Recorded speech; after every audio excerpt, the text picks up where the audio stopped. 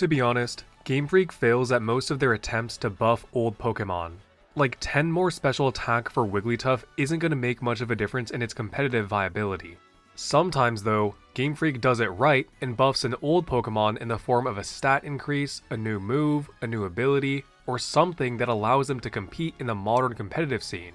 So in this video, I'm going to be discussing the best buffs to old Pokémon that significantly improve their viability and use cases, mostly talking about doubles, but some more singles oriented entries will also be included.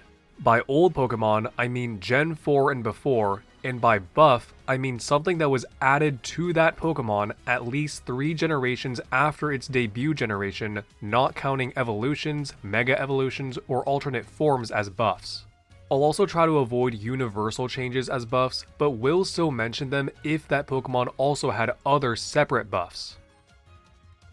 First, we have Pelipper.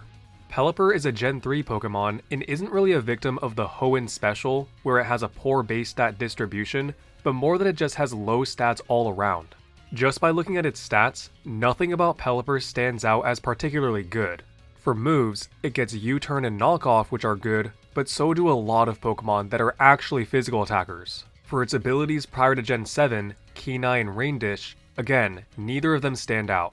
From Gen 7 onward though, it received a massive buff in getting the ability Drizzle, which sets rain upon entry.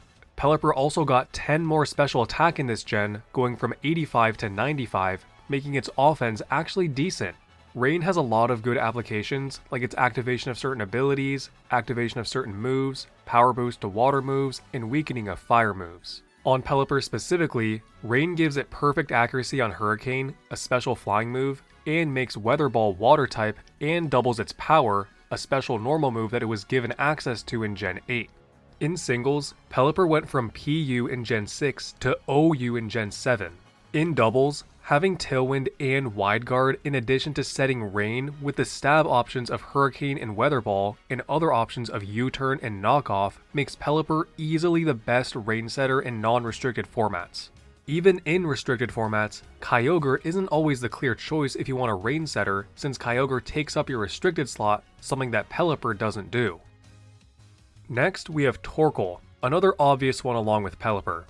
Unlike Pelipper, I would say that Torkoal is a victim of the Hoenn special stat distribution, but like I mentioned in my The Best Pokemon of the Worst Archetypes video, Torkoal is really the only good one due to the buffs it received. It always had access to powerful fire moves like Eruption, Heat Wave, Flamethrower, Fire Blast, and Overheat, and its main buff wasn't with the moves it was given, but with the ability it was given.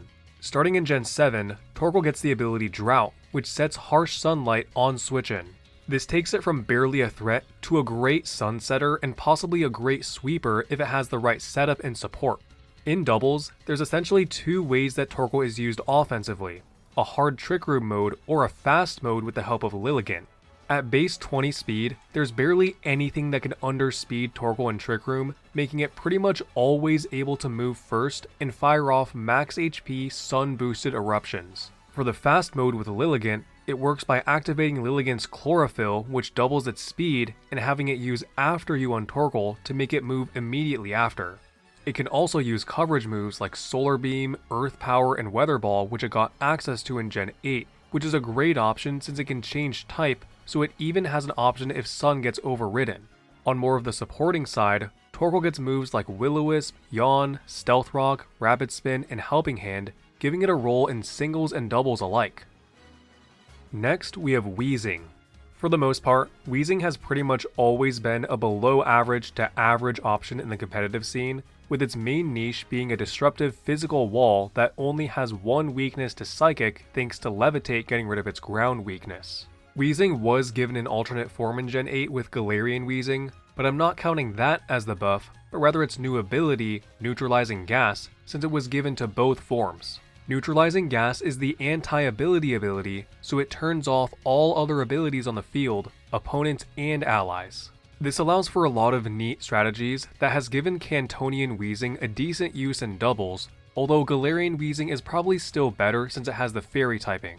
The main way that this is used is by turning off an ally's Achilles heal ability, like Regigigas' Slow Start, Slacking's Truant, or Toedscruel's Mycelium Might. With Regigigas and Slacking's abilities being turned off, you pretty much have the power of a restricted legendary without the cost of using one, plus forcing your opponents to not have their abilities. With Toadscroll's ability being turned off, you have a 100 base speed Spore user on your hands, something that is very scary to see. The other viable use for Weezing is using it with an ally whose ability can't be neutralized, like any form changing ability or Calyrex's as one for some reason. Now you probably won't want to fill your entire team with these types of mons, so there's always the option of using the Ability Shield, a newly introduced item that protects the holder from having its ability changed or neutralized. Next, we have Gardevoir and Gallade. While these two are part of a split evolution, the buffs they received were actually completely different, so I'll be talking about them separately. For Gardevoir, its buff was that it was given a new type, and that type happens to be one of the best, if not the best type in the game, Fairy. It's honestly debatable if this even counts as an old Pokemon receiving a buff, since it probably wasn't done with the intention of making Gardevoir stronger, but rather wanting to familiarize players with the Fairy typing by giving it to existing mons that it would make sense on. I also tried to avoid mentioning buffs that are universal changes, but either way, the Fairy typing is a huge buff to Gardevoir, as that allows it to hit Dark for super effective, a type that hard walls Psychic normally. Gardevoir gets access to all the good Fairy type attacking moves like Moonblast, Dazzling Gleam, Draining Kiss, and Alluring Voice, and was newly given access to all the following moves in either Gen 8 or 9. Encore, Charm, Aura Sphere, Vacuum Wave, Knockoff, and Mystical Fire. For Gallade, its buff was in getting the new ability Sharpness. Sharpness is a really cool ability, and it creates a new category of moves, slicing moves, and boosts their power by 50%. Considering the already high base power of a lot of slicing moves, a 50% boost is really good and makes Gallade a decent threat in Gen 9. It already had access to a lot of slicing moves like Psycho Cut, Night Slash, Leaf Blade, and X-Scissor, but it was actually given access to even more options in later gens. It got Aerial Ace in Gen 7, Solar Blade in Gen 8, and Aqua Cutter and Sacred Sword in Gen 9. As a Psychic fighting type, it will pretty much always run Psycho Cut and Sacred Sword, which are both very good options. Sharpness turns Psycho Cut into a 105 base power move with a high crit rate, and turns Sacred Sword into a 135 base power move that ignores stat boosts. The other attacking moves you choose really just come down to what kind of coverage you want, which again, it has a lot of options for. For setup, it already had Sword Stance to raise its attack, but was newly given access to Agility in Gen 9 to raise its speed. For support, it has Wide Guard and was given access to Coaching in Gen 8. Next, we have Magmar.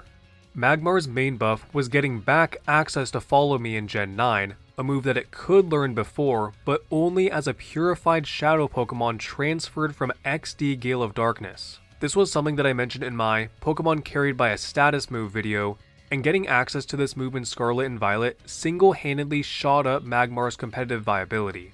I tried to look for moves that got access to other than Follow Me, but let's be real, it's like 99% Follow Me that made it good.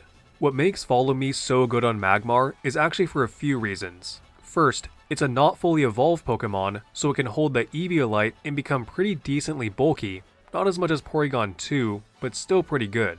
And second, it has access to two abilities that work great with Follow Me. Flame Body is great for redirecting moves from physical attackers to potentially burn them if they make contact. Vital Spirit is great for redirecting sleep moves like Amoonguss's Spore so that Magmar and its ally are unaffected. In Reg H, Vital Spirit was the more common pick as Magmar can also burn with Will-O-Wisp, so there's less of a need for Flame Body, and Sneasler was running around with Dire Claw that can also put opponents to sleep. All of this also applies to Electabuzz, but I just like Magmar a little better.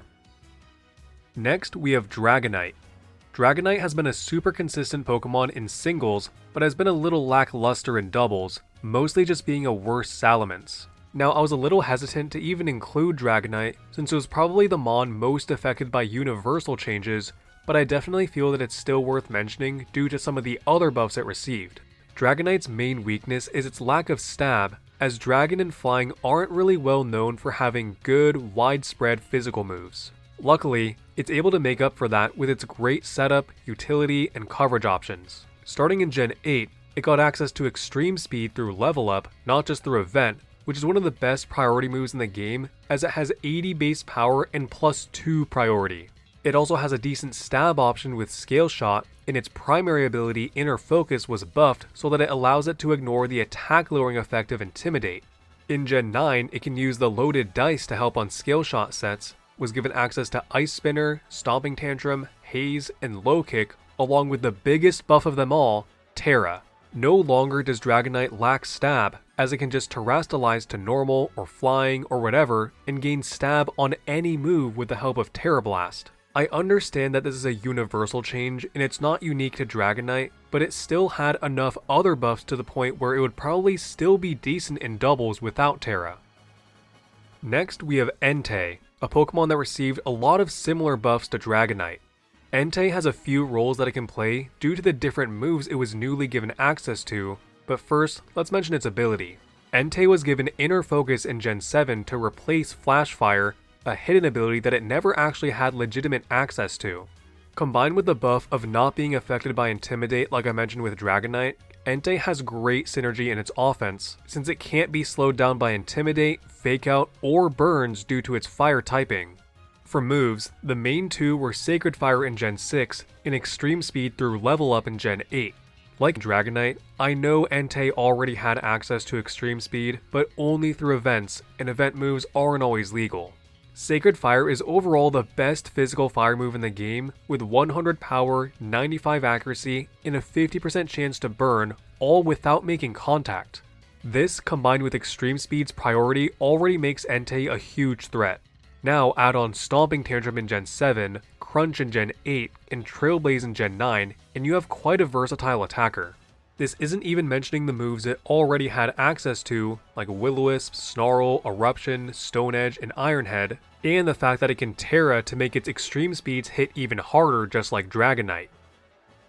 Lastly, we have some honorable mentions of buffs that only slightly improved a Pokemon's viability, but are still better than just 10 more special attack or something like that. Cinccino was given access to Tidy Up in Gen 9, but Cinccino itself is from Gen 5, outside the range from what I wanted to include, and it only took it up from PU to NU between generations. It's still a great option worth mentioning though, as it raises attack and speed and clears hazards, which allows it to do some decent damage with access to multi-hit moves and access to either Technician or Skill Link. Metagross was given access to Psychic Fangs in Gen 9, which gives it a consistent physical Psychic type move since it just had Zen Headbutt before, which brought it from RU to UU between generations. Clefable was given access to Magic Guard in Gen 4, and was given access to Unaware in the Fairy typing in Gen 6, which honestly probably could have been its own real entry, but Clefable was already pretty good in singles without these, and I felt that Gardevoir was a better example of a Pokemon benefiting from gaining the Fairy typing. Shiftry was given access to Wind Rider in Gen 9, which didn't change its ZU status in singles, but it did give it a niche as a counter to common spread moves in doubles, like Heat Wave, Blizzard, and all the Genie's signature moves, and helped give it some more utility on Tailwind teams. Empoleon's hidden ability was changed from Defiant to Competitive in Gen 9, which is actually useful since it's a special attacker. This didn't really help it much in singles, but did give it some decent use in doubles, especially in Reg H as a counter to Incineroar. And those are some of the best buffs to old Pokemon. Let me know if you disagree with any of my reasonings, or feel that I missed any. I was also thinking about making a video on the best nerfs to overpowered Pokemon as kind of a counterpart to this video, so let me know if you have any suggestions. Anyway, if you want to support me and my channel, just leave a nice comment, since I do read all comments. You can also become a member for 99 cents USD to get a badge next to your name and early video access like all of these lovely people. If you want bonus content, check out my second channel, Extra Bell, where I post videos I've scrapped for this channel, as well as more casual unscripted videos. Likes are also one of the ways that YouTube determines if a video should be passed around to more people, so if you feel that this video deserves to be, I would appreciate it. Thanks for watching.